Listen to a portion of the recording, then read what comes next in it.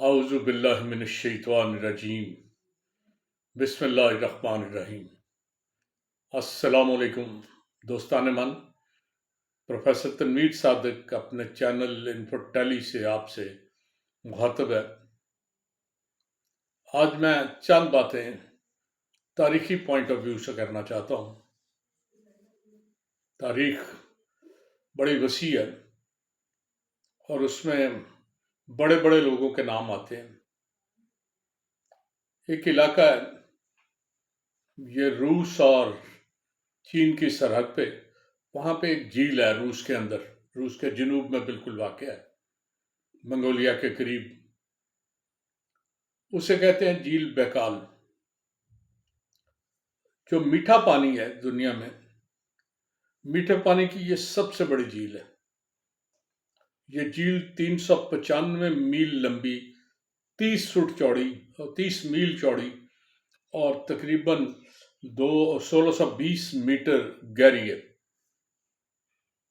تو دنیا کا سب سے زیادہ میٹھا پانی اس جھیل میں ہوتا ہے۔ ویسے یہ جھیل دنیا میں 7ویں نمبر پر بڑی جھیل ہے۔ یہ جھیل قدیم ترین بھی ہے۔ آج سے تقریباً 26 ملین سال پہلے کہیں زمین میں شکست و ریخت ہوئی اور اس کے نتیجے میں یہ جھیل نمودار ہوئی اور آج تک وہ اسی طرح ہے۔ یہ جھیل بڑا سرد علاقہ ہے، برف باری وہاں سارا سال رہتی ہے۔ جب شدید برف باری ہوتی ہے تو وہاں جو قبائل رہتے ہیں وہ جنگجو قسم کے قبائل ہیں، تو وہ قبائل کے لوگ جو ہیں خوراک کی تلاش میں نکلتے ہیں، گرم علاقوں کی طرف آتے ہیں، آ کے تھوڑی مارداڑ کی، کوئی لوٹ مار کی، تو پھر واپس چلے گئے۔ یہ اتنے وحشی لوگ ہوتے ہیں کہ انہیں موسم کو فرق نہیں ڈالتا۔ کہتے ہیں کہ یہ گھر سے سامان لے کے نکلتے ہیں، وہ ایک برف باری میں کوئی جگہ وقت ایسا آتا ہے کہ وہ سامان ختم ہو جاتا ہے، کھانے کو کچھ نہیں ہوتا، پینے کو کچھ نہیں ہوتا، تو کرتے ہیں گھوڑے کی نس کاٹتے ہیں، اس میں سے خون نکلتا ہے، منہ اس خون کو لگاتے ہیں، وہ خون پیتے ہیں اور اس کے بعد نس کو سی کے پھر گھوڑے پہ سواری کر کے آگے چل پڑتے ہیں۔ تو یہ اس قدر خوفناک لوگ ہیں۔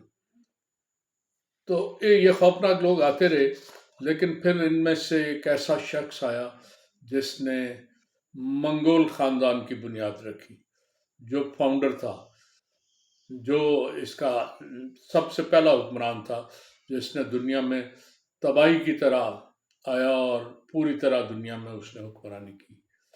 یہ شخص تھا چنگیز خان۔ چنگیز خان نے جب یہاں پہ یلغار کی تو دنیا میں بڑی جگہ تباہی پھیلی۔ اس کے بعد اس کے 4 بیٹے تھے۔ بڑا بیٹا جوجی کے بارے میں بھی بڑی داستانیں ہیں۔ جوجی اس کی بیوی کو اس کے مخالف اغوا کر کے لے گئے تھے۔ چنانچہ جب وہ واپس آئی کچھ سال، 1.5 سال کے بعد یا 2 سال بعد، تو اس کے پیٹ میں ایک بچہ تھا۔ وہ بچہ جوجی تھا، لیکن اس نے اسے اپنایا۔ یہ آخر تک اسے اپنا بیٹا، گو ارد گرد کے سردار بہت سی باتیں بناتے تھے، لیکن اس نے اسے اون کیا، یہ اپنا سب سے بڑا بیٹا کہتا تھا۔ اس کے علاوہ اوغدائی، تولی اور چغتائی، اس کے 3 اور بیٹے تھے۔ تو یہ 4 بیٹے اس کے، اور 4 بیٹے دنیا میں پوری طرح نامور ہر جگہ پہ ہے۔ چغتائی نے تو چین کو فتح کیا تھا، چین میں حکمران رہا، اس کی اولاد بعد میں چین میں حکمرانی کرتی رہی۔ پھر اس کے پوتے تھے کبلائی، ہلاکو اور باتو۔ ہلاکو ہمارے علاقوں میں آیا ہے اور بڑا مشہور فاتح تھا، ہم سب اسے بڑی اچھی طرح جانتے ہیں۔ تو یہ مغلوں کی نسل آگے چلتی رہی ہے۔ بابر بھی کسی نہ کسی نسل سے ان کا رشتہ دار تھا۔ تو تیمور کے رشتہ دار بھی کہیں نہ کہیں ان کی آپس میں رشتہ داریاں چلتی تھی۔ یہ ایک ہی نسل کے لوگ تھے۔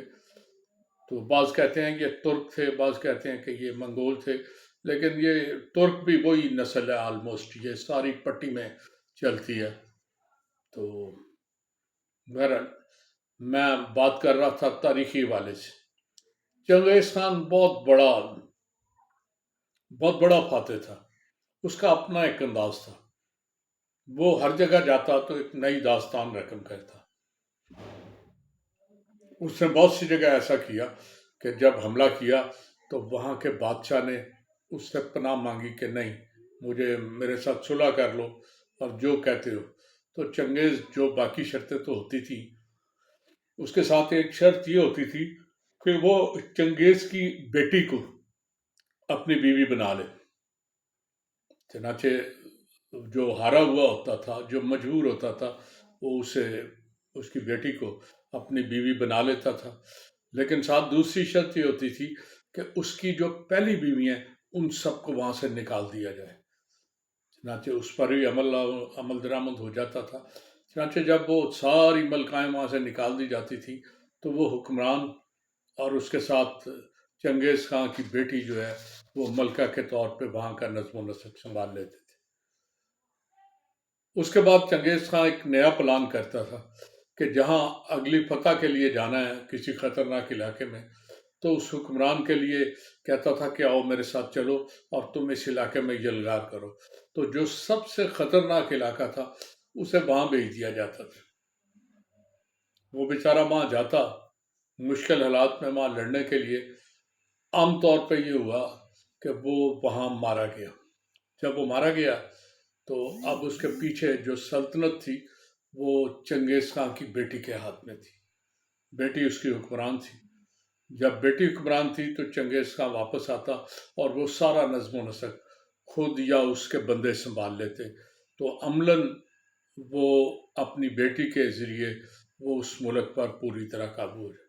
تو یہ اس نے ایک دفعہ نہیں، کئی دفعہ کیا اور کئی حکمرانوں کو صلح کے چکر میں گھیر کے بیٹی سے شادی کی اور اس کے بعد اس ملک پہ قبضہ کر لیا۔ یہ اس کا ایک انداز تھا اور اس انداز سے اس نے بہت سی سلطنتیں فتح کی۔ تو آج تاریخی حوالے سے میں یہی چنگیز خان کی چند باتیں کرنا چاہا تھا۔